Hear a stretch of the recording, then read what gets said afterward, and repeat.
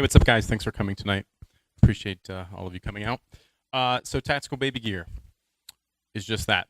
No, I'm just kidding. We design and manufacture military-style diaper bags for dads. Check. Whoa. So we do diaper bags for dads because, as I was having a second girl, I realized I was going to have to carry the purple bag again, and I didn't want to do that. So we created this about 6 years ago. I don't know what else. How did I get started? All right, so I was just starting to touch on that. So I was having a second girl, and I realized I didn't want to carry the purple bag again. At the time, I was building custom cars, and I did some searching online trying to find my own bag, and I used my skills with cars and doing upholstery and stuff like that to make my own. And I realized at that time, there's no way in the world I'm the only dude out there that doesn't want to carry a girly diaper bag. So I had this kind of epiphany of like, you know what, I'll create this brand around it, and everyone else loved it too. So it was kind of it was a side hustle for about a year and a half, 2 years, at least 2 years. And then we started putting a lot more full-time energy into it as I brought Alex on board, and we partnered up, and we put a ton of energy into it until I was able to stop working on cars and start focusing more on this on a full-time basis. And we've seen a lot of exponential growth since then. So we started in 2013. And what year did you bring Alex on? All right, so I'm going to trade mics with you. You're going to use this one.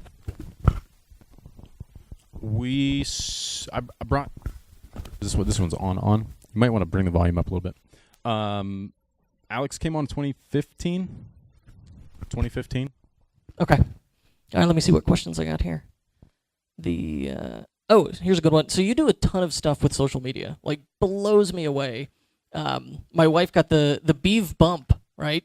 He shared, how many followers do you have on Instagram?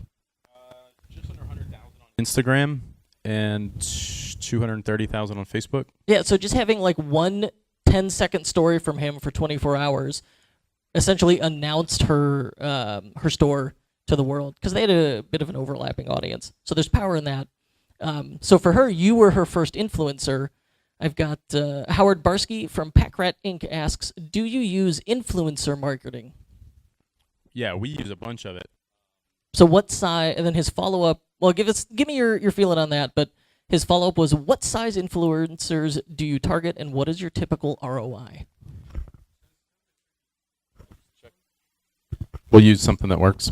Influencers is an interesting thing to that people can that is debatable, and it's really hard to connect the dots a lot of times to influencer and revenue, unless you're doing some things that are like really tracking it. But that tends to get spammy when they're promoting coupon codes and this and that, and they kind of lose their own personal brand by constantly pushing something versus something that's more organic. So we use influencers on a big scale, 500,000 followers, 300,000 followers. But what's really interesting about our business model and the way that we promote our customers posting pictures, we essentially have tons and tons and tons of micro-influencers posting their picture of their product and tagging us, which we then repost, which then prompts people to keep posting pictures because they get a warm, fuzzy feeling when their picture gets reposted.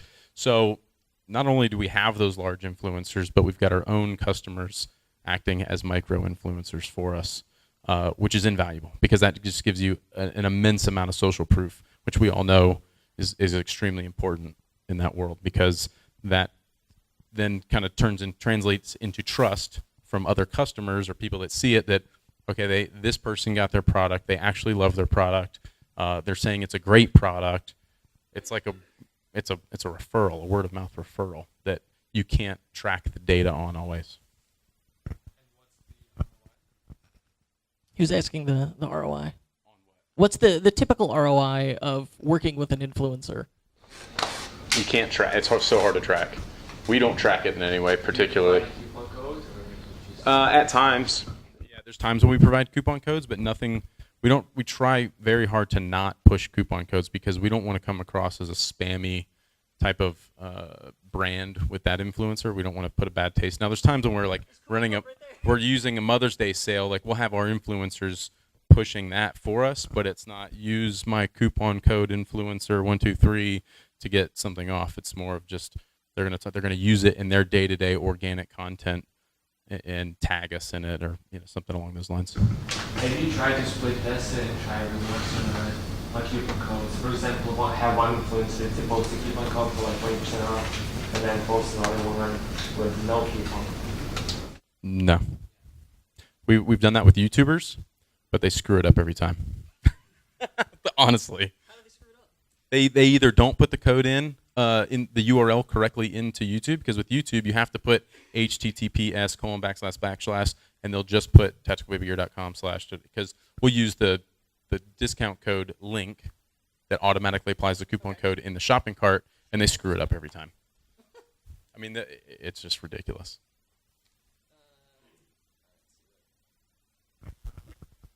So you've got how many products do you have? We've got 8. I know. We've got 8 core products in various colorways, and then we've got dozens of other ancillary patches and stuff like that. Do you have anything else on that? That's about right. It's about right. Okay. We don't have a huge product line. We don't have a massive catalog of products. And you're the man. You're the guy doing the development. Yeah. Okay. So you could sew from doing car upholstery, right? Right. Okay. Yeah, because I visited your office and you were showing me stuff that you're like, this is the sewing machine. You're the sewing machine in the front, and you were like just prototyping stuff. I love people who work with their hands. It's very cool. Andy Bedell from KeySmart, who spoke at the last event and is been on the show, he asks. Is he here? No, I'm shocked that Mr. Bedell is absent. We should beat him up. We should. Let's go find him. He asks, how do you execute on new product development? It starts with an idea and where we identify a need in the market for something, and can we put our spin on it? Can we put the tactical baby gear DNA on a baby product that's going to solve a problem in the marketplace? I think is really where that starts, is that kind of identifying the need and the problem.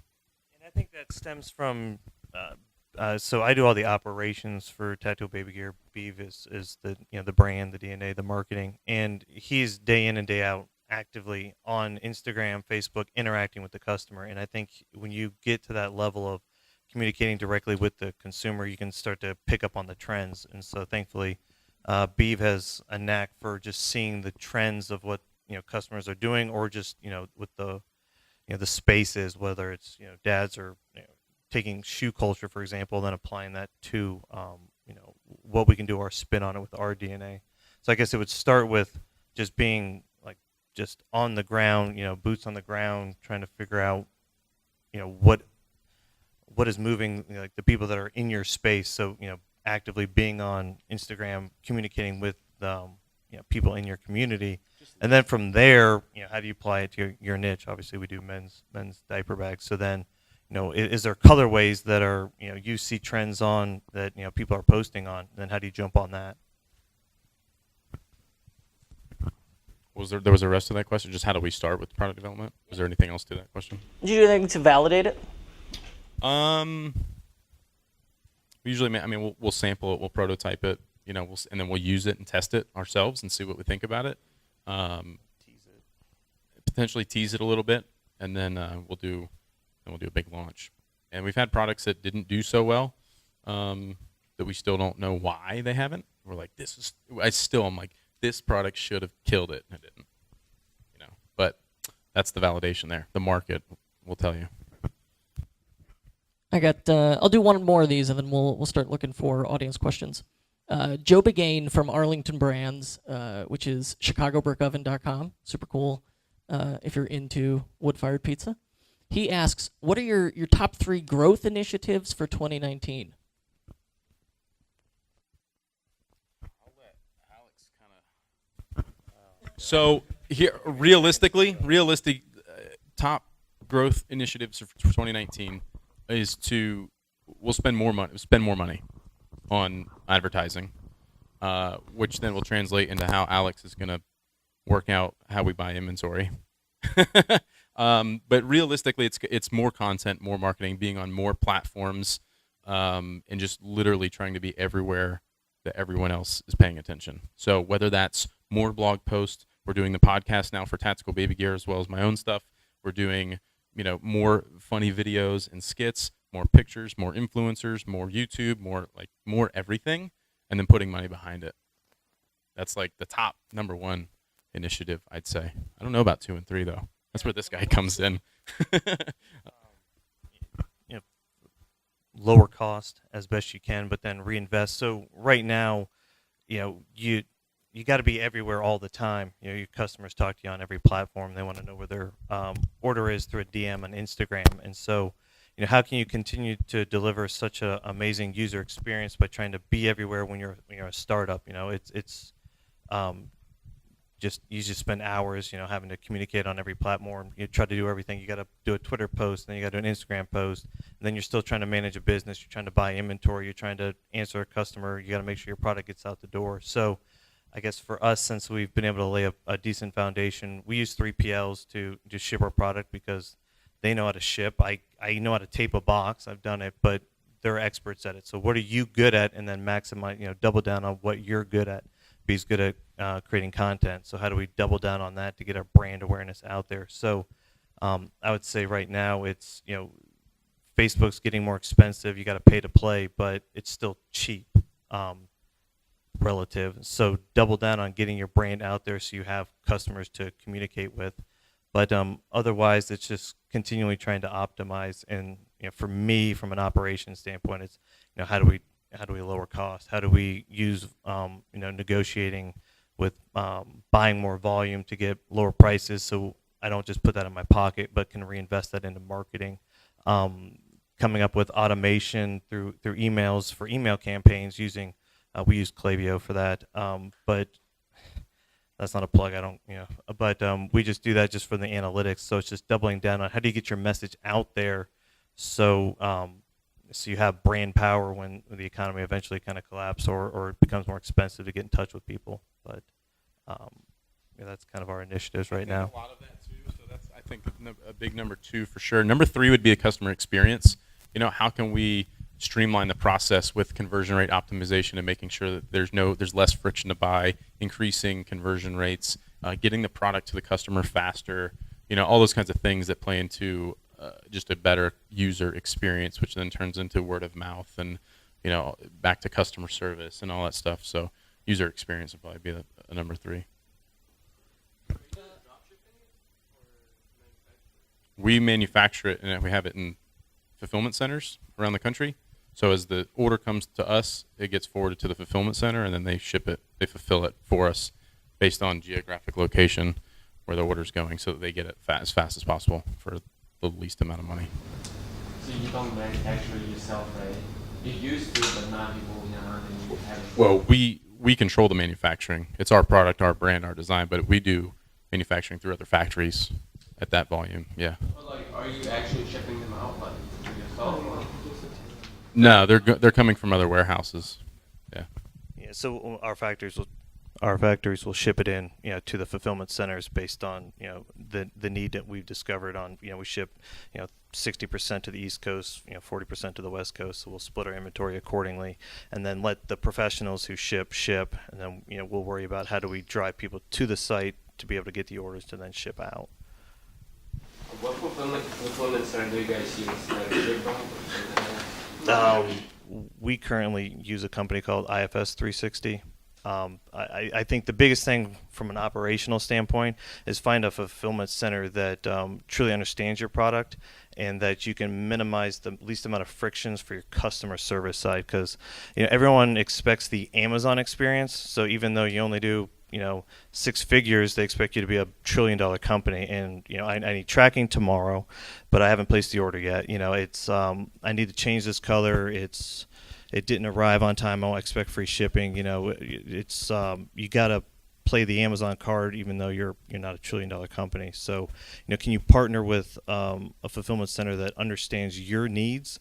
Some companies do not ship apparel well. Like So don't go, if they're good at shipping vitamins, then maybe you need to vet them and not use that company, because you have a lot of change orders. You got different sizes. If they all look the same, the last thing you want from a customer experience is they get small and they order a medium. So I would say from 3PL, you just need to find the right partner in the industry that you're in, and then create a really good working relationship, because inevitably the customers are going to need changes.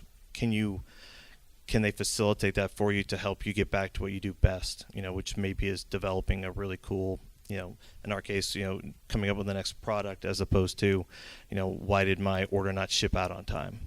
How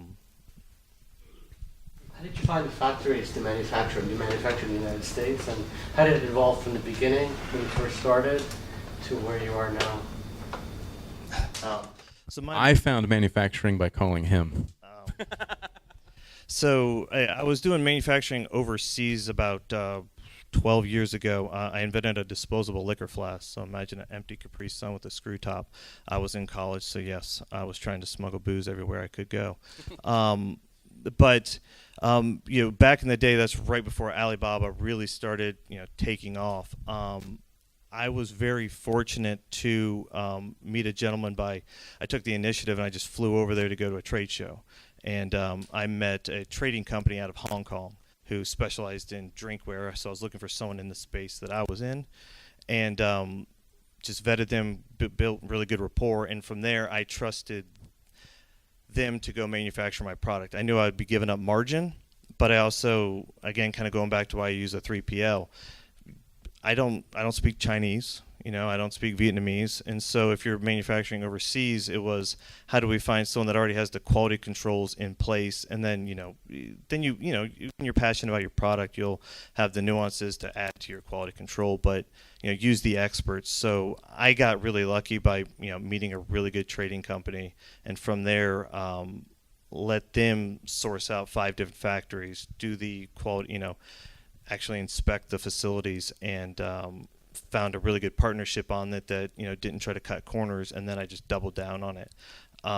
Nowadays, so to that end, you can easily find stuff on Alibaba. I would caution, if you have the means and ways to go over there, go, because everyone claims they're a factory owner. I've literally gone to a hotel and been picked up 5 different times on the same exact day and gone to the same factory, all saying that they're the factory owner. And I go through this same pitch, and then at the end of the day, I'll keep waving to the same ladies at the front desk. So if you have the means to try to go over there and visit in person, it'll cut out a lot of the BS.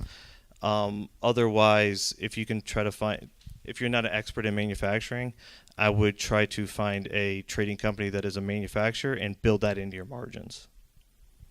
Yeah, whether that's U.S. based or overseas or whatever.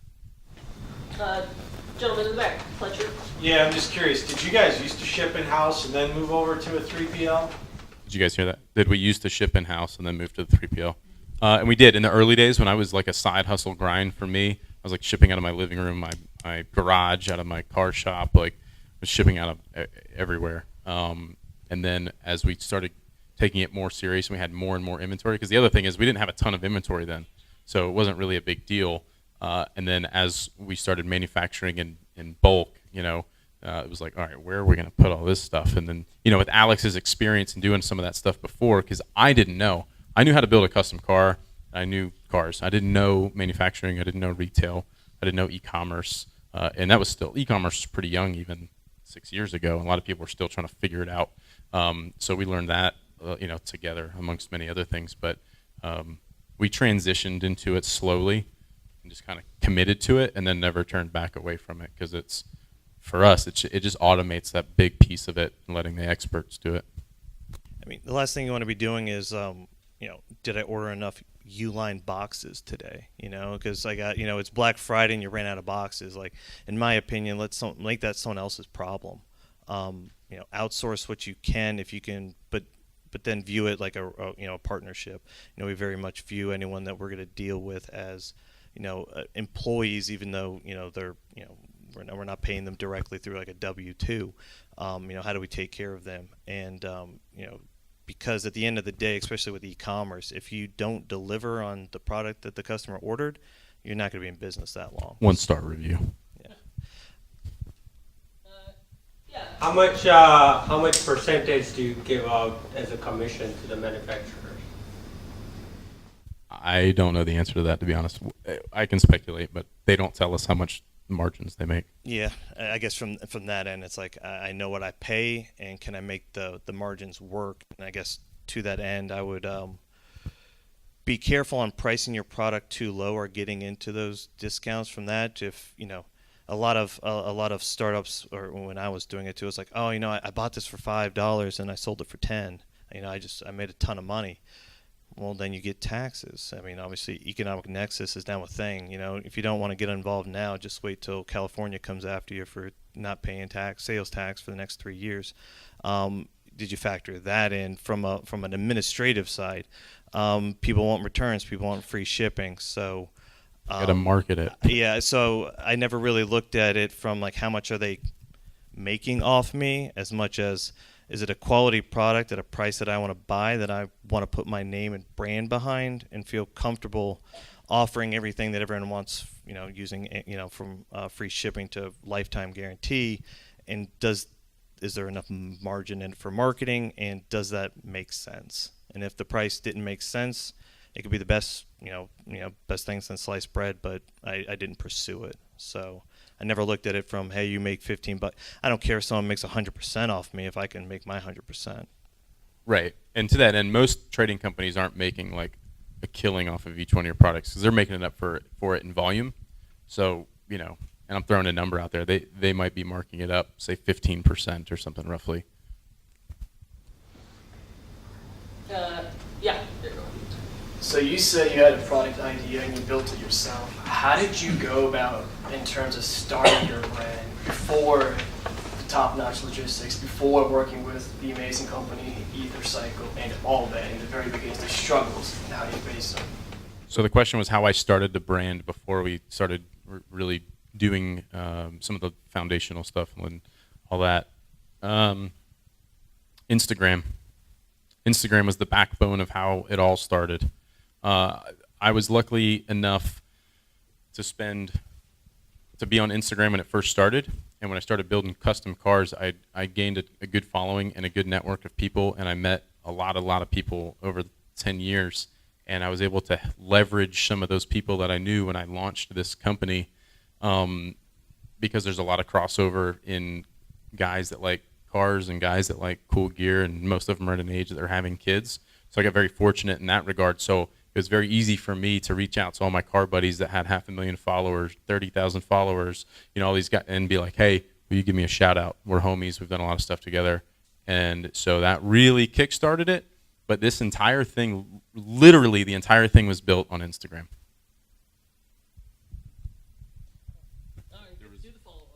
Go ahead, yeah.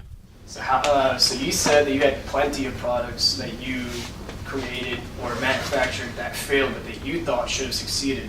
How would you advise beginners in terms of want to start up? Because some say that to get in the e-commerce area, you should just try drop shipping, how it works. Drop shipping from China, like the good old-fashioned way to get into that before actually going and testing and creating your own product and wasting all that time and money. How would you, like your personal opinion? I'm not a fan of drop ship style, like the typical drop ship, business style that like selling the exact same product everyone else is selling, because it's really hard. There's no margins in it. It's really hard to make money on that. My advice would be to pursue selling something that you're super passionate about, because then all the failures don't matter. To be completely honest, like none of it's you're gonna look at that and say, all right, I gotta figure this out. I'm gonna do it again. I would figure it out just on a small scale. Take baby steps. You're not gonna launch an overnight $1 million store tomorrow. I mean, it'll take you years to get there. And I would start doing something that you're really passionate about instead of like a drop ship band. If you're just doing it to chase money, it's not gonna work in the long term, anyways. And you are wise. Yeah. All right, you pick another one. It's honest. It's true. She had a question right here a few minutes ago. So since you guys have military-inspired product? Are you guys ex-military? Nope. Nope. So what you got you into the military style? It looks like to me like a bug out bag. Yeah, and it's inspired by all the military gear and all that stuff. So I was a real hardcore fan into the tactical community. I've had family and friends that were in the military, law enforcement, stuff like that. I didn't go down that road, but we certainly do appreciate it. We're a very patriotic company. We support the military. We offer military coupon codes and things of that nature, and we support a lot of military organizations. So we give back to that community a lot. They are the community that supports us. They're a huge part of our demographic. So we do what we can to obviously give back to them as well. And if you want to offer like military discounts, first responders, Shopify does have back-end apps that go through like a third-party service to e-verify. If you want to offer those kind of a discounts. Yeah, it'll give them a unique coupon code. Oh gosh. We installed it like 6 years ago. It used to be called Military ID. Now it's Oh gosh. Get back to you. Yeah, but from like a the whole was like tactical is practical. ID services. Yes. Tactical is practical. So taking it. Building a brand that just wanted to make dads enthusiastic about being a parent, because we don't believe that the woman, in this, the mother should be the only one involved in the child rearing process. It's a 50-50.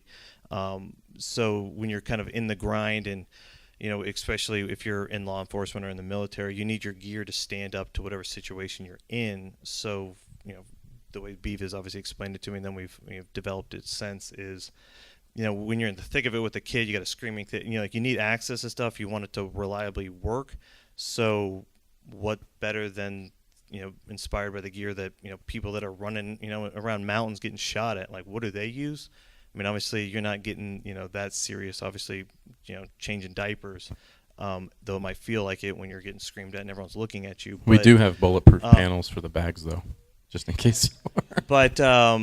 But anyway, so that's really kind of, it's, spoke to obviously the DNA, the personality of Beav, and other people certainly relate to it. But, how do we just make practical stuff that works for parents? And this is kind of what we've settled on. Yeah, since your product is geared towards men, when you do Facebook and Instagram advertising, do you target men or just... The question was, since our product is geared towards men, do we market directly towards men? Typically, yes. But what's really interesting is over the years we found out how much women love it too, because what they've all expressed is how their husband gets a bag and then all of a sudden they're stealing it, they're using it. It's far more practical. It's got more pockets. It's got more organization, and they end up buying one for themselves. So and then that's translated into women buying it for men. Men is still our core end user, but now we have the ratio is really climbing with more and more women purchasing it for themselves, but also for a gift. So we're having to market to both men and women now quite a bit. How do you handle your customer service at scale, specifically with customers that don't want to put in their credit card and want to call you on the phone to place an order? We have somebody to answer the phone. Yeah, it's. I guess it just comes down to that. At the end of the day, I used to hate when the phone rang, and then I was kind of like, why am I hating people wanting to call and give me money? And then you just a different mind shift of there's still people that don't want to put it online. So, thankfully it's really easy with Shopify, obviously, to just manually key in an order on the back end, but just answer the phone and talk. Obviously, from at scale, we've done things to try to automate to make sure that the manpower that we need from how many customer service representatives that we have, are there things that we're doing on the front end to eliminate the need for people to ask questions, follow up, where's my tracking? So, we do a lot of, on all of our product pages, we do, videos that explain the product. We try to really go in detail, and we put a lot of focus and energy on the photos we take. So can we answer as many questions up front to alleviate a lot of the questions that we might normally get?